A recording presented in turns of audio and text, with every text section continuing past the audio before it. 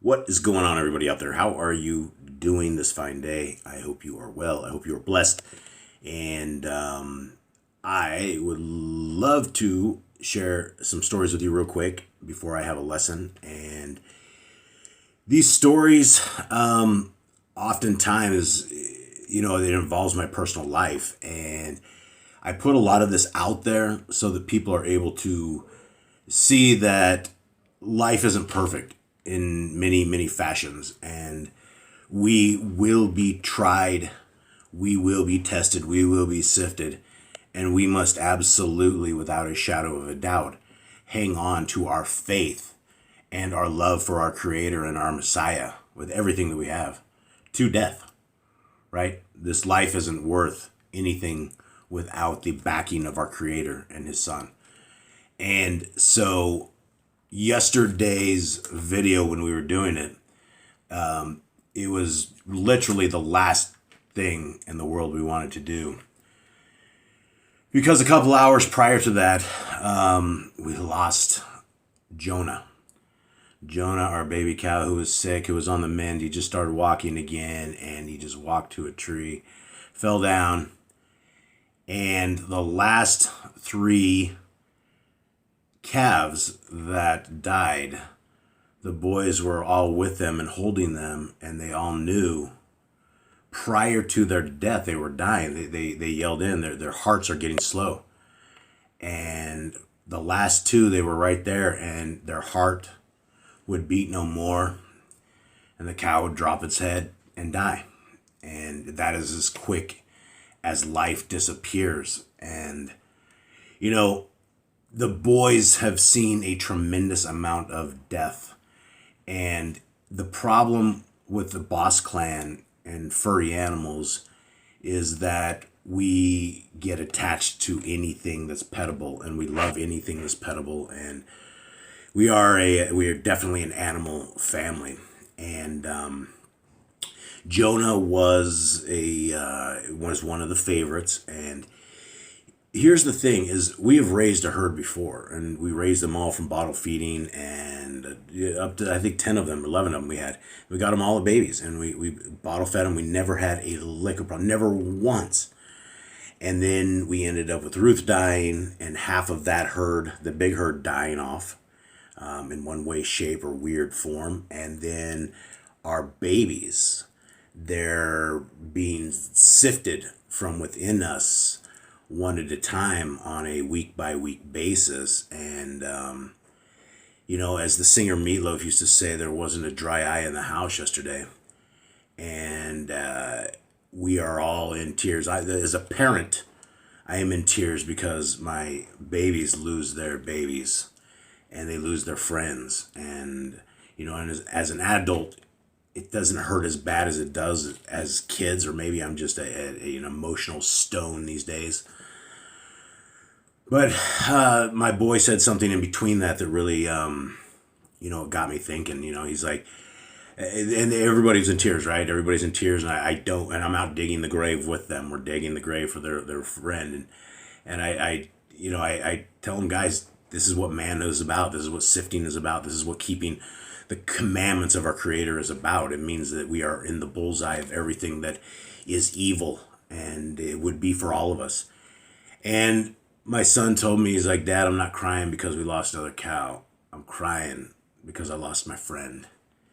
And that was the end for the stone cold heart, because I broke down with them, and we all hugged, and we buried our cow. And I've never seen anything like this. I've never seen them fall ill. All of a sudden, we just became bad cow keepers after years and years of having cows. And it's very rare one of them dies or something. If it does, it's very rare. So I just put this out there because last night, the last thing we really wanted to do was sit around the table, and it's like our hearts were broken, and we had to get into teaching mode. And you can hear it in our voices when I replayed it. You can hear the sorrow and the sadness in there. But we are strong, and we will survive, and we will never, ever, ever yield to the hands of Hasatan. We will never, ever, ever take our eye off the ball. And he can have my flesh, he can have the flesh of my family. And we will never, ever take our eyes off the Torah. And that leads us into the actual good message, which is going to be fun. And I don't need much introduction for it, because if you guys know the world's superheroes, you know this one. Everybody does. We're indoctrinated into this guy more than anybody else. And you know, it's almost a sad world that the superheroes that we all have are all fake, right? They don't really exist. And we have what Marvel and DC and what all these people have put together, Stan Lee's and have written and comicked up, and that is their imaginations. And you know, at the end of the day, these people aren't exactly holy, and none of this stuff is holy. And we know these people and their storylines and the people inside of all of them. And you know, how many thousands of characters are there out there? And I'm glad we were separated from the world, because I don't know too many more than these two here, and just a handful of stuff, because we've really had everything off for, you know, a good solid 7 to 10 years. Probably I've lost count. It's just been a long time. But you know, the superheroes that we should all be focusing on is a superhero that actually lived. And it wasn't just a superhero that battled this evil force, Hasatan, that is in all of our lives, that commands the children of the fallen angels, the demons all around, that commands them. We have a superhero that came and we did it. And he did amazing stuff. And when you look at his persona, and you look at his message, and you look at his humbleness, and you look at his meekness, and you look at his love, when you look at all of this combined, this isn't just a humble person, because all these superheroes that I showed you at the beginning, none of them were humble, right? Nobody's humble. Who would wash the feet of disgusting feet of those who walk around with no socks on and flip-flop things, and you know, the shoes of old school days? Who would wash those feet? That's a superhero. That is a superhero that showed us how to love others. It showed us how we're supposed to love everybody, from the homeless person on the streets, to the drug addicts in the corners, to the brother that did you wrong, to everybody, that we're supposed to forgive everybody. And he showed us the way. He showed us what it is to be the Torah walking flesh, and how it was. And today's lesson is in Mark. And I've been on this for a couple days, and I literally need to do this in the beginning of the day, or I lose track of everything. And you know, I spend a couple hours every morning just going over this over and over and over. And I'm usually so fired up that I need to do my video right afterwards. But our day begins, and the cows got to be fed and everything else. So I lose a lot of track. And so this is an amazing chapter. Guys, this is one of the most amazing chapters I've read in a long time. And so let's begin. Mark 5:1. And they came over unto the other side of the sea, into the county of the Gerashim. And this is the disciples and Yahushua, our Messiah, Yahushua HaMashiach, Jesus the Christ, as people have been tricked into calling him, but his name is Yahushua. No J's in Hebrew.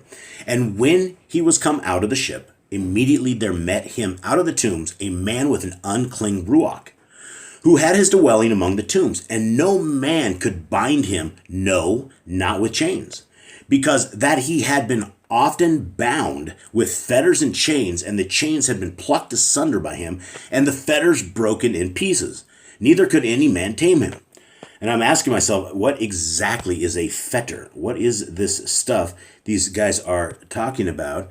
And when I looked this up, this is what the chains and a fetter were. And so it's something of this sort. And so we have a demon-possessed guy with the strength, that's able to somehow rip this off. And it talks about there's no man that could bind him. Nobody could do this. And so this was a strong dude that was completely possessed. Verse 5. And always, night and day, he was in the mountains and in the tombs, crying and cutting himself with stones. But when he saw Yahushua afar off, he ran and worshipped him, and cried with a loud voice and said, What have I to do with you, Yahushua, son of El Elyon? I adjure you by Elohim that you torment me not. So right here, here's a huge thing. This guy that's possessed by demons screams at the son of the Messiah and goes, "Hey, what do I have to do with you, son of El Elyon?" He doesn't say, "What do I have to do with you, God," or anything. He goes to El Elyon, and he's like, "I adjure you, I ask you, I ask you by by Elohim that you torment me not." So he recognizes that the Son of the Most High is right in front of him. Again, this is a Trinity breaker, and these are these things that we can't. How do we argue things of this nature? For verse 8, for he said unto him, "Come out of the man, you unclean ruach." Verse 9, and he answered him, "What is your name?" And he answered, saying, "My name is Legion, for we are many." And he besought him much that he should not send them away out of the country.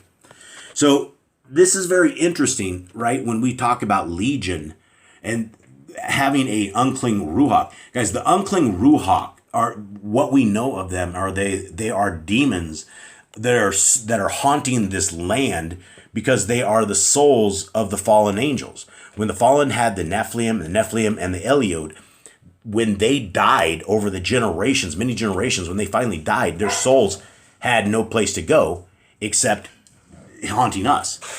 And so here we have right here, this is a very interesting part, verse 11. Now there were nigh unto the mountains a great herd of swine feeding, and all the devils besought him, saying, "Send us into the swine, that we may enter into them."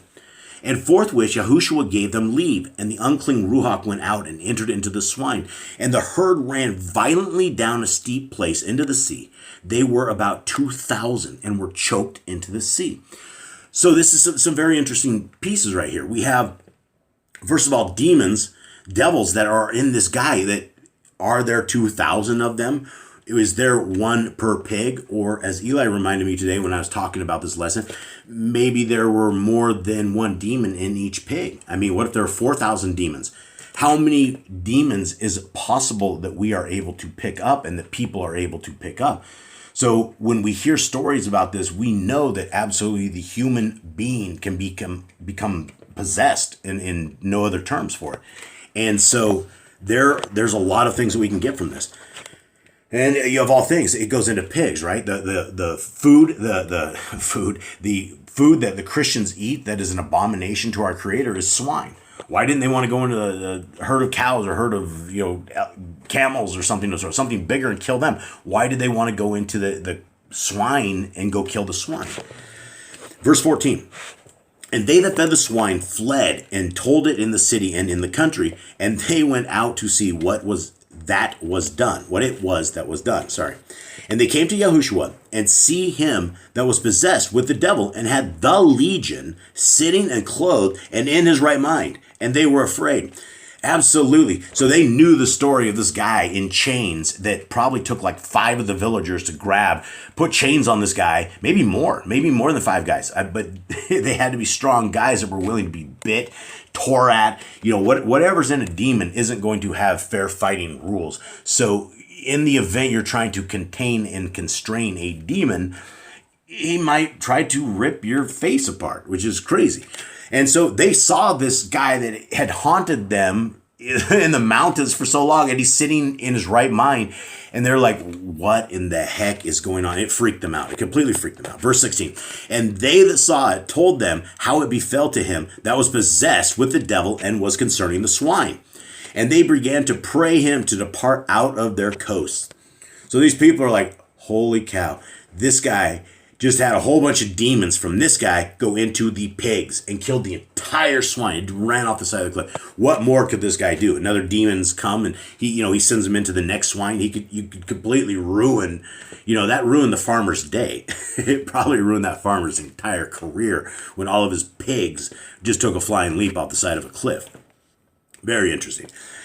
Okay, verse 18. And when he was come into the ship, he that had been possessed with the devil prayed him that he might be with him. Howbeit Yahushua suffered him not, but said unto him, Go home to your friends, and tell them how great things Yahuwah has done for you, and has had compassion on you. Now, again, this is giving all glory to the Father, right? The Son never takes glory for his miracles. He never takes any kind of glory. And in fact, when he is praying to the Father, he knows the Father listens. It is by the Father's power this stuff is being done. So he's always giving props to his dad. Verse 20, and he departed and began to publish in the Decapolis how great things Yahushua had done for him, and all men did marvel. And again, every one of these people, our Messiah says, hey, whatever you do, don't tell anybody. But these people have just had a life-changing encounter, and the last thing they're just going to shout for joy. It's a miracle of their entire lives. Verse 21, and when Yahushua was passed over again by ship unto the other side, much people gathered unto him, and he was nigh unto the sea. And behold, there came one of the rulers of the synagogue, Yair by name. And when he saw him, he fell at his feet, and besought him greatly, saying, my little daughter lies at the point of death. I pray you, come and lay your hands on her, that she may be healed, and she shall live. So this is a guy, the Jair, they say, again, there's no J's in Hebrew, so it's Jair, Yair, enlightener, the name of four, Rashialim. He is a synagogue leader, right? He is one of the Jewish synagogue leaders, so he would be going against these Talmudic Pharisees and Sadducees that bring their own doctrine. If he is going to the Messiah, that means he accepts him, which would have put him at conflict with all the people around him. But this guy had incredible amount of faith, and his daughter was so sick, and he saw that Yahushua was going around doing a superhero stuff, right? Everybody that came to him came out healed. It was amazing. It was an amazing superhero encounter. So, verse 24, and Yahushua went with him, and much people followed him and thronged him. And a certain woman which had an issue of blood 12 years, and had suffered many things of many physicians, and had spent all that she had, and was nothing bettered, but rather grew worse. When she had heard of Yahushua, came in the press behind, and touched his garment. Guys, now his garment is his tzitzits. In various versions of this, she reached up and grabbed his tzitzits. Verse 28, for she said, if I may touch but his clothes, I shall be whole. And straightway the fountain of her blood was dried up, and she felt in her body that she was healed of that plague. And Yahushua, immediately knowing in himself that power had gone out of him, turned him about in the press and said, who touched my clothes? And his Talmudian said unto him, you see the multitude thronging you, and you say, who touched me? And he looked round to see her that had done this thing. But the women, fearing and trembling, knowing what was done in her, came and fell down before him, and told him all the truth. And he said unto her, daughter, your faith has made you whole. Go in peace, and be whole of your plague. While he yet spoke, there came from the ruler of the synagogue's house certain which said, your daughter is dead. Why trouble the rabbi any further? So here we go, guys. Right in the middle of this, we had two miracles just happen, right? We had a woman that just had issues for years and years and years and years, and she was finally healed. And what healed her? Was it the Messiah, or was it her faith? And every time it is the faith of the people, right? And that is why I try to bring forth my personal life to you guys, so that you can see that we are troubled. We are broken. But our faith will never waver. And our faith can't waver. Not in these times. We can see a satanic agenda all around us, so we must have faith in our Creator, that he designed this and he has a plan. Let's go on. Verse 36.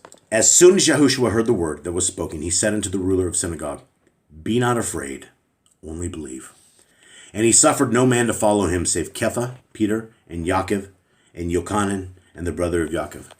And he comes to the house of the ruler of the synagogue, and sees the tumult and them that wept and wailed greatly.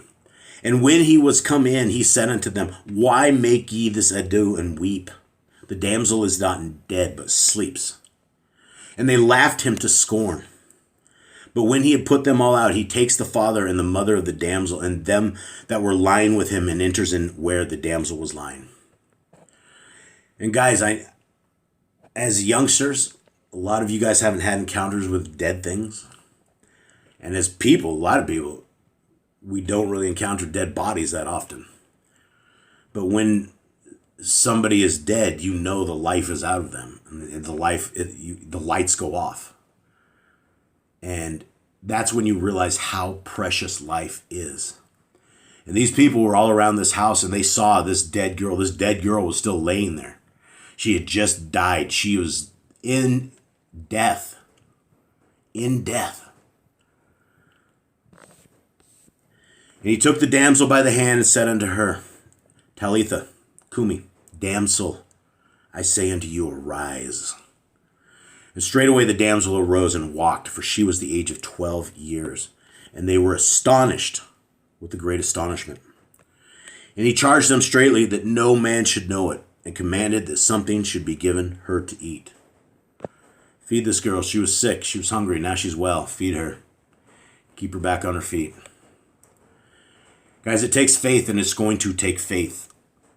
You can't have wavering faith in this world. People that see the evil agenda that is all around us should understand that the evil people have a tremendous amount of faith in their evil side. They totally believe in Hasatan, and they totally believe he's going to be this ruler of the world they want to live in. They want a world without goodness. They want a world without righteousness. They want a world without the Torah. They want the world without the Son of the Messiah, without the Son of God, Son of Yahuwah, the Messiah, our Messiah, Yahushua HaMashiach. They want a world where they can bypass his judgment and being judged. And I will tell you guys today that the laws of God are not shackles. The laws of the Most High are not what you've been led to believe in the Christian church. Oh, that's too much.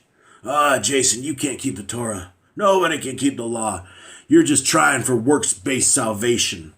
You're just trying to be righteous, more righteous than us as we eat our ham sandwiches and pork chops. Guys, I'm just doing what the Bible says we should do. I don't know if that makes me righteous. I really don't know. I don't know, but I am doing everything that I could possibly do according to the book. And what it delivers is it delivers a righteous lifestyle. You're not out being promiscuous. You're not being stealing from people. You're not looking for evil. Evil scares you. Evil, you should shun evil, right? It's something that we should just abhor. Evil movies, evil in our house, we should all abhor it and shun it and get away from this world while we have the time. And it all begins in the Torah, because once you seek righteousness, once you seek the kingdom first and Yah's righteousness, all of this will be added unto you. Guys, I love you guys. I hope you guys are well. Much love to everyone out there.